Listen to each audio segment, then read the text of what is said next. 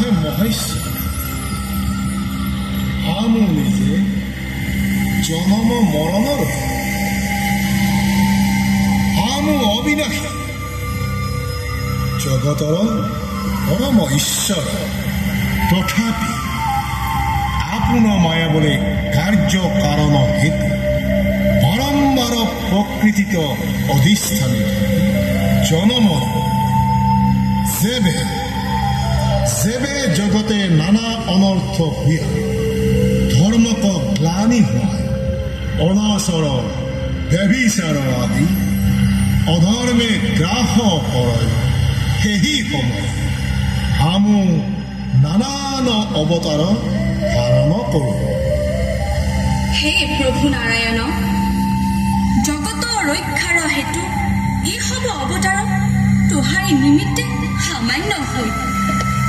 হব আমাৰ নিবেদন শুনহ দুষ্ট দৈত্য হব ৰাজা হুয়া মোহক পৰম অনৰ্থ কৰিয়া আছয়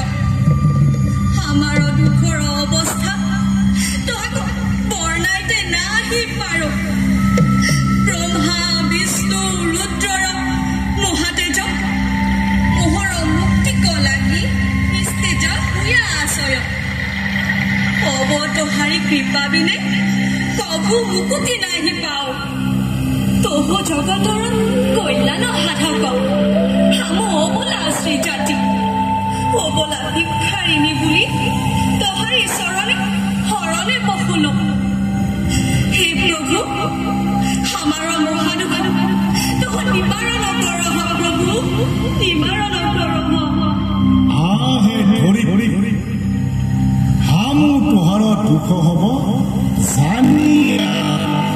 যি কালে জগতক অধৰ্মে গ্ৰাস কৰে সেই অধৰ্মক বুলি লোক হব কুপথে থাকি নানান বিপত্তি কৰে তহু চিন্তা চোৰ ক্ষণিক ধৈৰ্য হামু অতি শীঘ্ৰে উপায় কৰিয়া অচিৰকালে তোহাৰ মুকুতি সাধন। হে প্ৰভু নাৰায়ণ তোহাৰি কৃপাই ব্ৰহ্মাণ্ড বৰ্তি আছয় হামু কি ব্ৰহ্মা হৰ তোহাৰি সমীপে আছয় কি হবে তোহাৰি কৃপা বিনে কিছু কৰিতে নাহি পাৰো সবাৰ সাক্ষাতে আমাৰ দুখ হব নিবেদি আছো জানি যে যোৱাই তা কৰহ। হে বসুমতী তহু চিন্তা চোৰ ক্ষণিক মাত্ৰ ধৈৰ্য ধৰিয়ে ৰহ অল্পকালে ত্ৰাহি নাৰায়ণৰ ইচ্ছাই তোহাৰ হব দুখ দূৰে যাওক জানি তহু